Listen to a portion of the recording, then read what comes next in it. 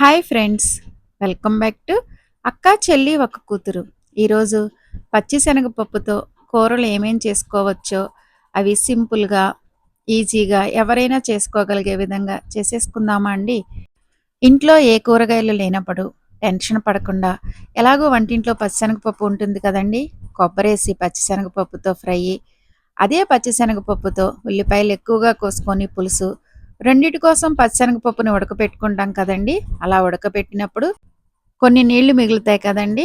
ఆ నీళ్లతో మంచిగా రసము పెట్టుకుందామా అండి. ఈ మూడిటి కోసం పచ్చిశనగపప్పు కావాలి కదా. ముందు పచ్చిశనగపప్పుని తీసుకొని నీళ్లు పోసుకొని శుభ్రంగా కడుక్కొని ఇంకొన్ని నీళ్లు పోసుకొని నానబెట్టుకోవాలి. పచ్చిశనగపప్పు ఇంతే కావాలని చెప్పట్లేదండి, మనకు కూరకు కావలసినంత తీసుకుంటాం అనమాట. ఇప్పుడు నేను తీసుకున్న పచ్చిశనగపప్పుతో ఫ్రై, పులుసు రెండూ పెట్టుకుంటున్నానండి. ముందుగా మనం పచ్చిశనగపప్పుతో ఫ్రై చేసుకుందాం. దానికి కొబ్బరి పేస్ట్ కావాలండి. దానికోసం మిక్సీ జార్ తీసుకొని ఇలా కొబ్బరి ముక్కలు వేసుకొని మిక్సీ పట్టుకొని పేస్ట్లా చేసుకోవాలి. కొబ్బరిని బరకబరకగా మిక్సీ పట్టుకుంటే బాగుంటుంది, లేకపోతే తురుముకున్నా బాగుంటుందండి. తర్వాత మనం నానబెట్టుకున్న పచ్చిశనగపప్పుని స్టవ్ మీద పెట్టుకొని ఉడకపెట్టుకోవాలి.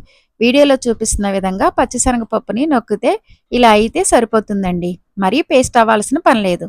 ఇప్పుడు ఫ్రై కోసం స్టవ్ వెలిగించుకొని బాండీ పెట్టుకొని ఆయిల్ వేసుకొని వెల్లుల్లి రేకులు, తాలింపు గింజలు, పచ్చిమిరపకాయలు, ఎండుమిరపకాయలు, కరివేపాకు వీటన్నిటితో పాటు కొంచెం ఇంగువ కూడా వేసుకొని ఫ్రై చేసుకోవాలి.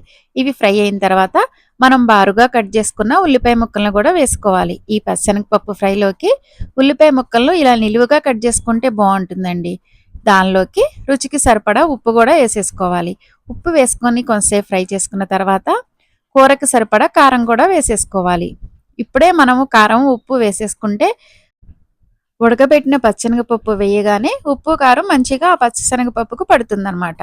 ఇప్పుడు ఉడకబెట్టిన పచ్చనగపప్పు నీళ్ళేమీ లేకుండా ఆ ఉల్లిపాయల్లోకి వేసి మంచిగా కలుపుకొని కొంతసేపు ఫ్రై చేసుకోవాలండి. తర్వాత మనం ఇందులోకి కొబ్బరిని పేస్ట్ చేసుకున్నాం కదండి, ఆ కొబ్బరి పేస్ట్ కూడా ఇందులోకి వేసుకోవాలన్నమాట. ఇక్కడ మీకు కమ్మగా తినాలనిపిస్తే ఇందులో ఏమీ వేసుకోకుండా ఇలా ఫ్రై చేసుకొని తినేయచ్చండి. అలా కాకుండా కొంచెం మసాలా కూడా యాడ్ చేయాలంటే ఉల్లిపాయలు ఫ్రై అయినప్పుడే అల్లం వెల్లుల్లి పేస్ట్ కూడా వేసుకోవచ్చు అనమాట. ఇక్కడ కూర కోసం మనమేమీ హడావుడి చేయాల్సిన పని లేదండి. ఎందుకంటే ఆల్రెడీ పచ్చిశనగపప్పును ఉడకబెట్టుకున్నామా, కొబ్బరి కూడా ఎక్కువగా ఫ్రై అవ్వాల్సిన అవసరం లేదు.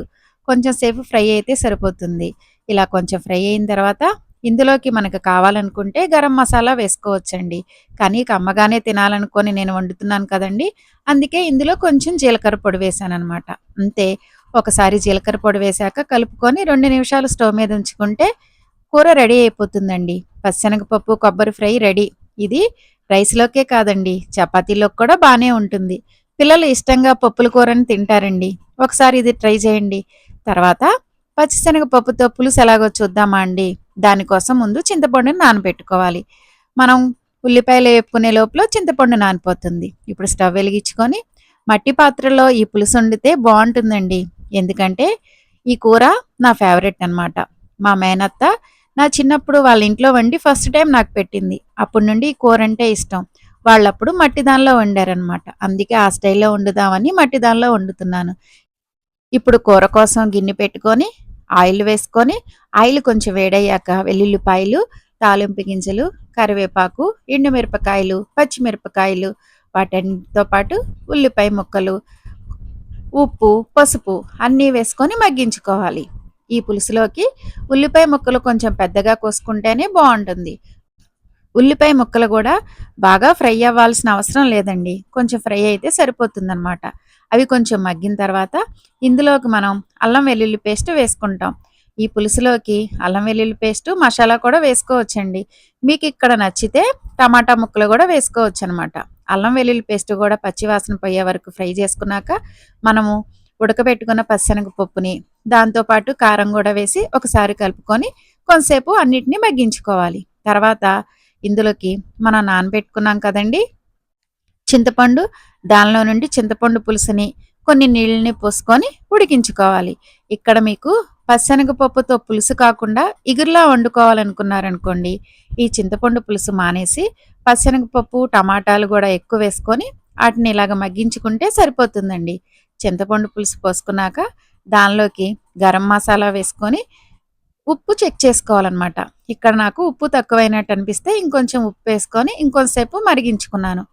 అంతేనండి, పచ్చెనగపప్పు పులుసు రెడీ అయిపోయింది. మీకు ఇక్కడ కావాలనుకుంటే కొబ్బరి ముక్కలు కూడా వేసుకోవచ్చండి. అది వేరే టేస్ట్ వస్తుంది. ఇలా వండుకుంటే ఒక టేస్ట్ ఉంటుంది. ఈ పులుసుని మరీ దగ్గరగా అయ్యే వరకు ఉంచుకోవాల్సిన పని లేదండి. కొంచెం నీళ్ళ నీళ్ళగా ఉంటేనే పులుసు బావుంటుందనమాట. తర్వాత మనం ఈ పచ్చెనగపప్పు ఉడకబెట్టిన తర్వాత నీళ్లు మిగులుతాయి కదండీ!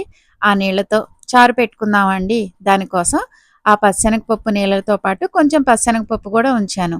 దానిలోకి ఇంకొన్ని నీళ్లు పోసుకొని ఉప్పు, కారం, కరివేపాకు, పచ్చిమిరపకాయలు, ఉల్లిపాయ ముక్కలు అన్నీ వేసి స్టవ్ మీద పెట్టుకొని కొంతసేపు మరిగించుకున్నాను. ఇది మరిగేటప్పుడే కొంచెం బెల్లం కూడా వేశాను. ఆల్రెడీ పచ్చెనగపప్పు నీళ్లు కొంచెం తీయగా ఉంటాయి కదా! మళ్ళీ బెల్లం ఎందుకు వేశారు అనుకుంటున్నారేమో! బెల్లం వేస్తే ఆ టేస్ట్ వేరుగా ఉంటుందండి. కొంచెం సేపు వీటిని మరిగించుకున్నాక వీటికి తాలింపు వేసుకోవడమే. దానికోసం స్టవ్ వెలిగించుకొని బండి పెట్టుకొని ఆయిల్ వేసుకొని ఆయిల్ వేడయ్యాక తాలింపు గింజలు, వాటితో పాటు వెల్లుల్లిపాయలు, ఎండుమిరపకాయలు, కొంచెం ఇంగువ, తాలింపంతా చారులో పోసుకుంటే పచ్చెనగపప్పుతో చారు రెడీ అయిపోతుందండి. చూసారుగా, ఒక్క పచ్చిశనగపప్పుని ఉడకబెట్టుకుంటే మనకు కావలసింది ఏదైనా వండేసుకోవచ్చండి. అది చాలా తొందరగా. పచ్చిశనగపప్పుని నానబెట్టడానికి టైం లేదు అనుకుంటే కుక్కర్లో డైరెక్ట్గా ఉడికించేసుకోవచ్చండి. మరీ పేస్ట్లా అవ్వకుండా కొంచెం గట్టిగా ఉడికేటట్టు ఉడికించుకోవడమేనమాట. ముందే చెప్పాను కదండి, ఈ కూరల్ని ఎవరైనా సింపుల్గా చేసేయొచ్చని. మా వీడియోస్ ఎలా ఉన్నాయండి? నచ్చితే లైక్ చేయండి. మా ఛానల్ని ఇప్పటి వరకు సబ్స్క్రైబ్ చేసుకోకపోతే సబ్స్క్రైబ్ చేసుకోండి. Thanks for watching.